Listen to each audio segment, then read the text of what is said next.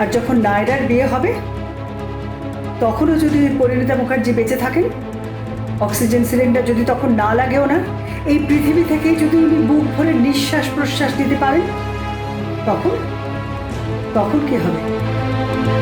চুপ করে আছো কেন? উত্তর দাও নন্দন। জানি এই প্রশ্নের উত্তর আমার কাছে নেই,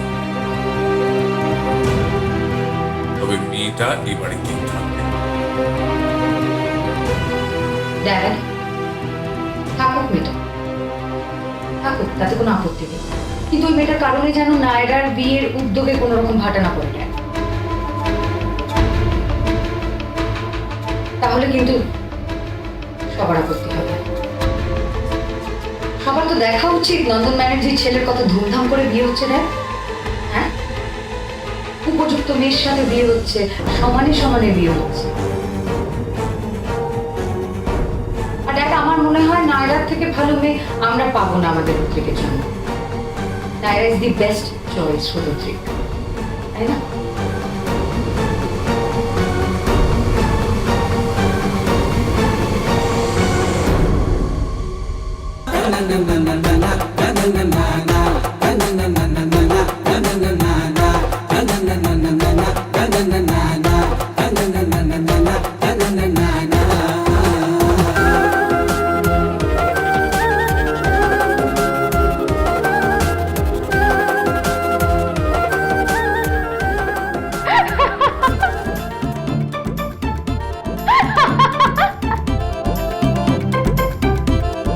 এই এই তুমি হাসছো কেন?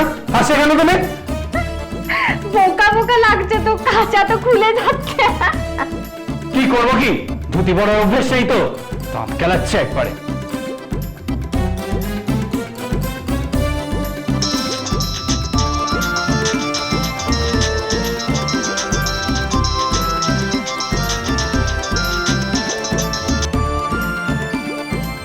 হ্যালো, খবর তো দে। হ্যাঁ আমরা রেডি, ফিরছি, কিন্তু আমার কেমন একটা লাগছে। কেন? এইভাবে আপনাদের বাড়িতে থাকাটা কি ঠিক হবে? না না না, আরে তোমার জন্য তো আসছো না, আমার জন্য আসছো, রুদ্রিকের জন্য আসছো। তোমার মিথ্যে বরণ হয়েছিল এ বাড়ির চৌকাঠে, কিন্তু সত্যি সত্যি তুমি এ বাড়ির বউ হয়েছো। কি বলছেন আপনি? এসব আপনি কি বলছেন? কি না না না না না, কথাটা ওই ভুল করে বেরিয়ে গেছে।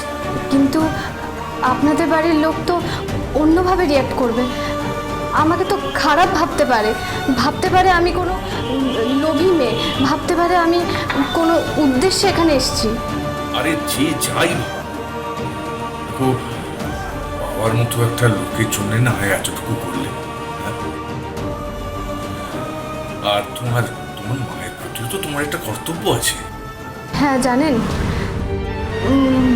মা যেন আগের থেকে সুস্থ হয়ে উঠেছেন, কেমন যেন মায়ের মুখে একটা বেঁচে থাকার আকাঙ্ক্ষা।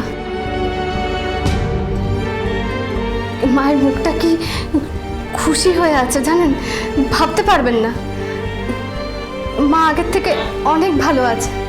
তাহলে তুমি যদি এখানে এসে আবার ফিরে চলে যাও, তাহলে তোমার মাকে কি জবাব দেবে? কি বলবে? বলবে যে যে এই বিয়েটা মিথ্যে ছিল। তাহলে কি তোমার মা বাঁচবেন বলো?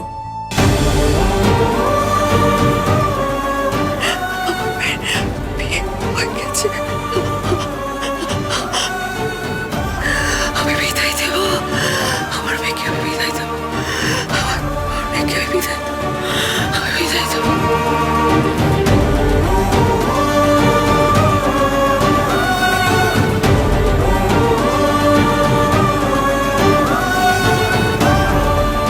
খুব সুন্দর করে সেজেছিস না, আমায় আমায় একবার দেখাবি? দেখানো মা,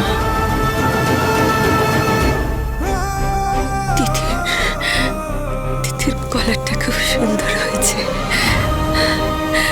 তোরা তোমরা খুব সুন্দর সাজিয়েছ।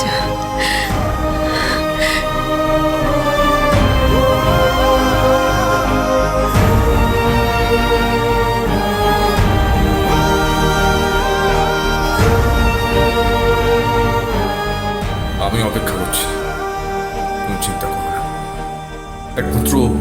একমাত্র তুমি পারো আমার ছেলেকে মানুষ করতে। দেখো, আমার ছেলেকে আমার কাছে ফিরিয়ে দাও। একজন কর্তব্যপরায়ণ সৎ সন্তান হিসেবে তুমি ওকে তার পিতার কাছে ফিরিয়ে দাও। তোমার কাছে আমার এইটুকুই প্রার্থনা। জানি না আমি পারবো কি না, তবে চেষ্টা করব। আপনার জন্য আমার মা অনেক ভালো আছে, আমার মায়ের মুখে হাসি ফুটেছে। এইটুকু ঋণ আমি শোধ করে দেব।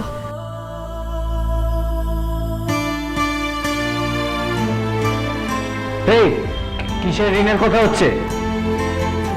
কি সব প্ল্যান করছো তুমি? কিছু না, চলুন মাকে প্রণাম করে আমরা বেরিয়ে যাব। হ্যাঁ, বেরোবো তো। আমি বাঁচবো তোমার হাত থেকে, আমি বাঁচবো তোমার হাত থেকে। বাঁচবেন আর কোথায়? দাঁড়ান, চলুন দেখুন আগে কি হয়। ঘাড়ে যখন চেপেছি তখন আর অত সহজে ছাড়ছি না।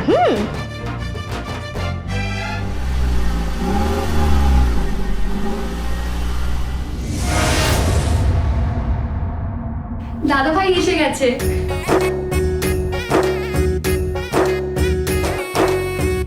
এসে গেছে?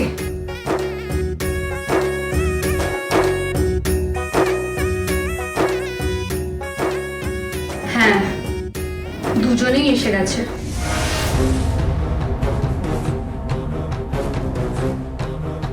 আরে এই মেয়েটাকে এই বাড়িতে ঢুকতে দেবো না বলে রাখলাম। ও যেন এই বাড়ির চৌকাট না পেরোয়। হ্যাঁ, আমারও তাই মত। মেয়েটাকে একদম বাড়িতে ঢুকতে দিও না।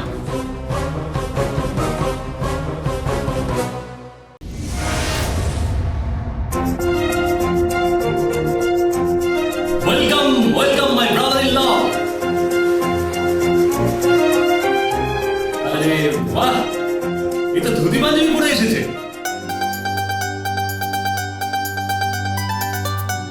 বাবা ভাই, তোকে কি সুন্দর লাগছে ধুতি পাঞ্জাবিতে। লক্ষ্মী বর হয়ে বাড়িতে ঢুকেছিস তো। তা বউটা কোথায়?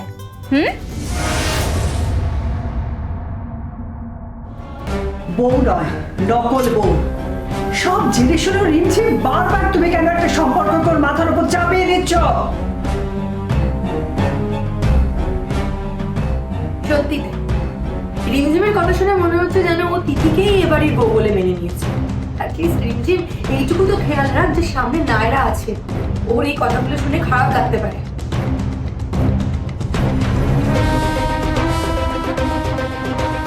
দেখো, আমি খারাপ লাগার জন্য কথাটা বলিনি, মজার ছলে, জাস্ট মজার ছলে কথাটা বলেছি।